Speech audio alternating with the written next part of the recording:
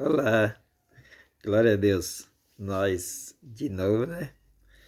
Eu quero falar com você hoje um pouquinho sobre Mateus 11, 28, 28, 29 e 30 ali. Vamos lá? Opa, acabou a luz aqui em casa. Opa, voltou. Olha que legal. Amém?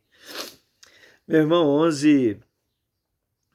Mateus 11, 20, verso 28, 29 e 30. O 28 diz assim, ó, vinde a mim todos os que estáis cansados de carregar suas pesadas cargas, e eu vos darei descanso. Tomai vosso lugar em minha canga, e aprendei de mim, porque sou amável e humilde de coração, e assim achareis descanso para vossas almas. Pois meu jugo é bom e minha carga é leve. Amém? Eu vou tomar como referência aqui da nossa prosa a palavra canga.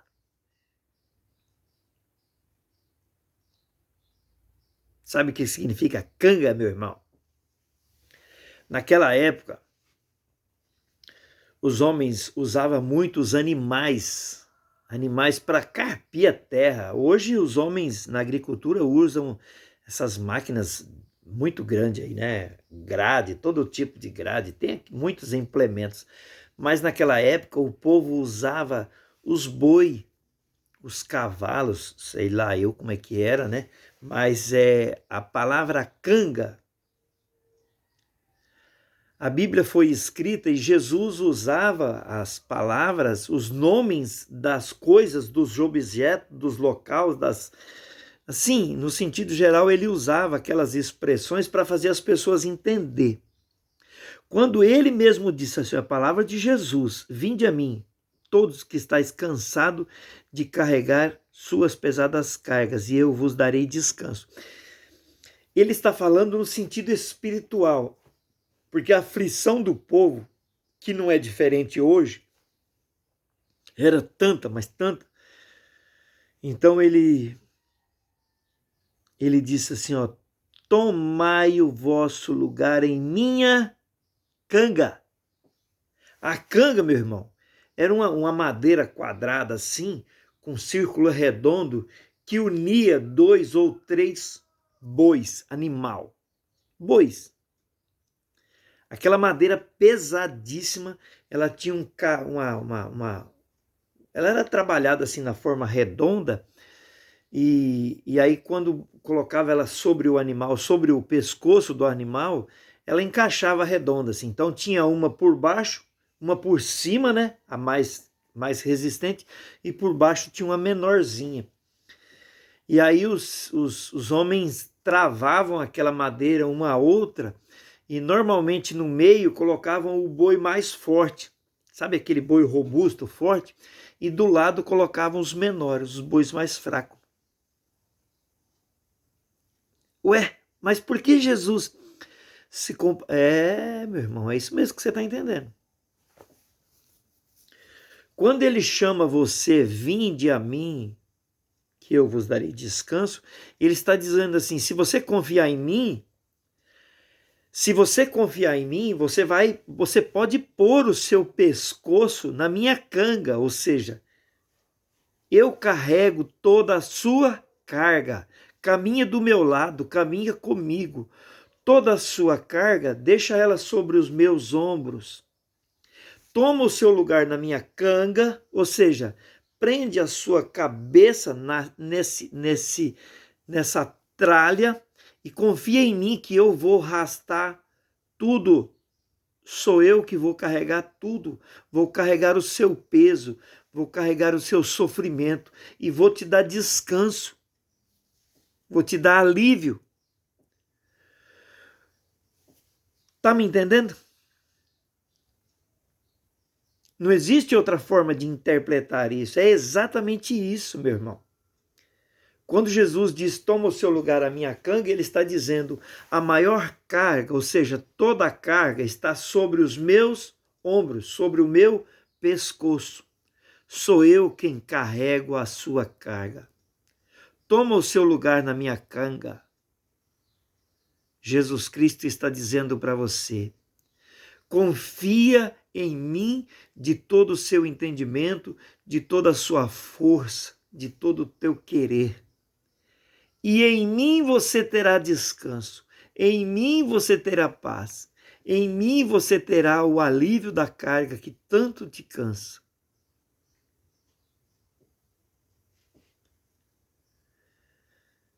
Quando você busca Jesus Cristo e você se propõe a aprender com Ele, viver com Ele,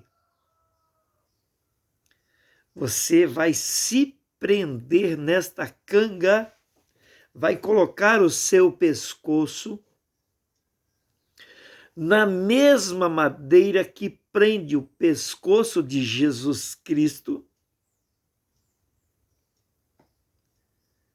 e vai caminhar com Ele, porque é Ele quem vai carregar você, é Ele quem vai carregar você.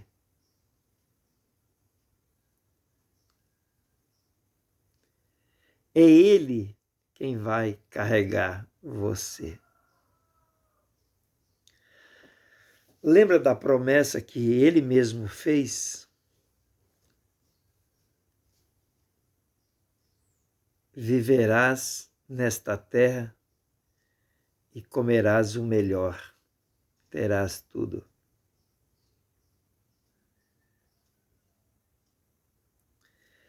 Deixa eu te perguntar uma coisa: como está a sua fé? Como está a sua vida? Você tem se colocado diante de Deus? Não atribui os seus problemas ao inimigo, porque ele simplesmente te dá o que você pede. O inimigo te dá o que você pede. Por não conhecer Jesus Cristo e pensar que é um crente em Cristo, você abre uma procedência para o inimigo fazer o que quer na sua vida. E ele não vai trazer problemas para você, ele vai te dar o que você pedir. E na maioria das vezes, a nossa falta de sabedoria é tão grande. Lembra do verbo primeira pessoa? Quando eu digo nossa falta de sabedoria, eu vou retirar o nossa, porque a mim Deus tem dado sabedoria e eu tenho visto todas as coisas. É por isso que eu falo nesses tons e falo nesta forma, porque eu sei que a maioria das pessoas não tem sabedoria para sequer caminhar sozinha.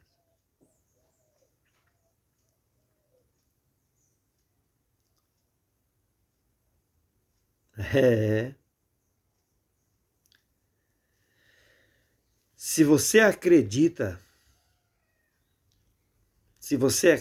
realmente que Jesus, que o Espírito Santo é com você, por que é que você sofre espiritualmente? Por que é que você não entende as coisas? Por que será que Deus não fala com você todos os dias?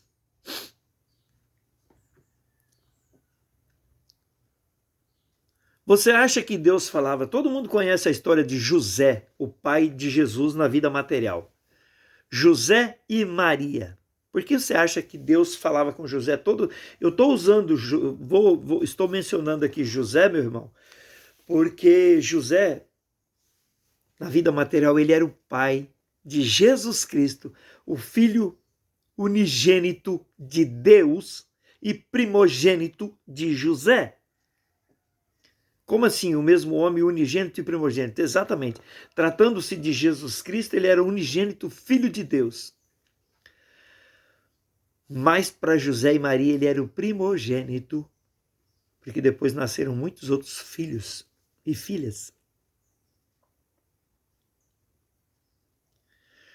Porque sobre as responsabilidades dos ombros de José pesava o compromisso de conduzir o Filho de Deus. E humanamente falando, se Deus não ministrasse na vida dele todos os dias, com certeza ele teria feito caca na primeira oportunidade. Tá me entendendo? É disso que eu estou falando. Se você realmente viver na presença de Deus, Deus vai ministrar a sua vida todos os dias. Todos os dias. Talvez não chega o caso de Deus trazer os urubus para alimentar você como fez com Elias, mas você pode ter certeza. Deus não vai deixar você perecer. É compromisso, é Bíblia, é a verdade, é a palavra sobre a luz da verdade. É compromisso dele. Como assim, pastor? Assim mesmo. Exatamente isso. Deus prometeu para mim e para você que não nos deixaria faltar nada. Vamos pensar esse nada, faltar nada, no sentido espiritual. Vai para a vida espiritual, esquece a material. Ele nos dará sabedoria, entendimento, discernimento, paz, tudo aquilo que nós precisamos. E não nos faltará nada. De longe, quando você vê um espírito ou uma alma, você já vai ver do que se trata. Que alma é? Não foi o próprio Jesus quem disse: examinai o espírito e saberás? Meu irmão, minha irmã, você sabe o que significa canga? Canga é o instrumento que une os indivíduos. No caso dos homens, lá no Oriente, naquela região onde Jesus nasceu, em Belém ali, o Nazaré, canga era um instrumento que unia dois ou mais bois, cavalos, para puxar grandes cargas. Ou seja, talvez nos seus dias você sabe o que significa coaieira. A coaieira é aquele instrumento que abraça o pescoço do cavalo. Aquilo chama coaieira. Acho que é isso mesmo, eu não entendo muito não, mas eu pesquisei isso, coaieira. Aí tem a sela, tem as correias, né, que ata o corpo do animal. Mas no caso do boi, no lugar da coaieira é a canga.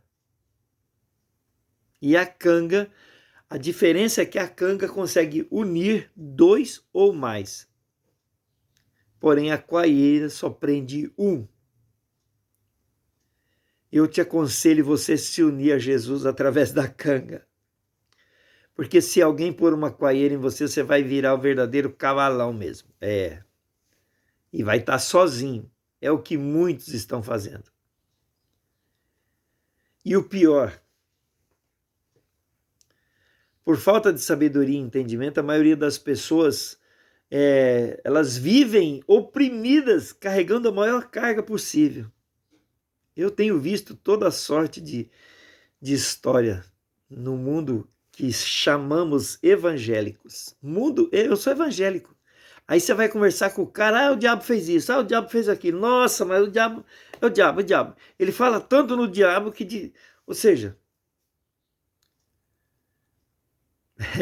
se você é desse, fecha a tua boca para falar do inimigo, porque se você fala dele, você não tem tempo para falar de Deus.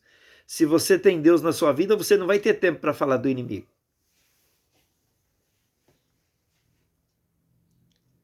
E saiba, o que Deus tem para você são promessas maravilhosas, são promessas de paz e prosperidade, são promessas de bonança.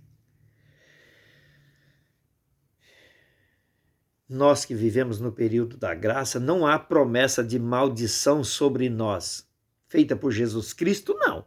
Se na tua igreja você ouvir alguém dizer que sobre você Deus pesou a mão, que sobre você nasceu uma doença, uma enfermidade, ou que isso, aquilo, mentira, meu irmão. Não existe isso não, é mentira, isso é pregação do capeta, isso é mensagem do diabo. O que Deus tem para você é promessa de paz, de vida, segurança, equilíbrio, sono do justo, tranquilo. É, mas Deus falou que pune quem ama. Tudo bem.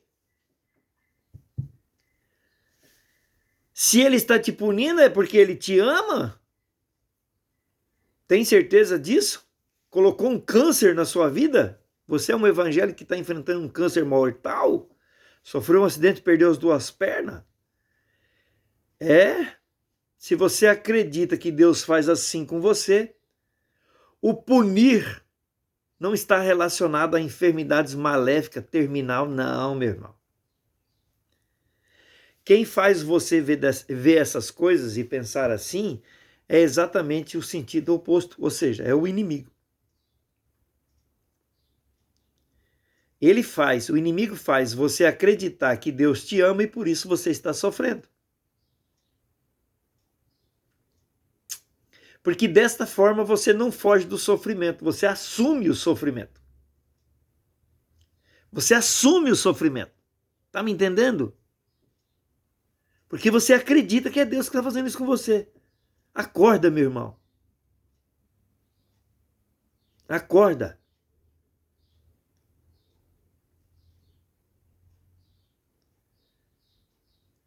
A Bíblia diz que nós corrigimos nossos filhos. Se nós estamos sendo nós humanos, ou seja, sabemos amar e corrigir, quanto mais a Deus.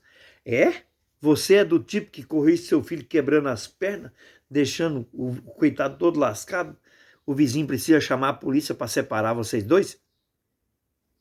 É assim que você vê Deus? Acorda, abre os seus olhos. Abre os seus olhos. Busque a Deus. Viva na presença de Deus. Cuida das suas palavras, da sua língua. Porque é exatamente a forma que você fala e faz é que a sua vida segue. As tuas palavras são as diretrizes dos seus passos. Tá me entendendo? As tuas palavras são as diretrizes, ou seja, são as matrizes, são as guias, é o gabarito, melhor dizendo, do seu caminhar.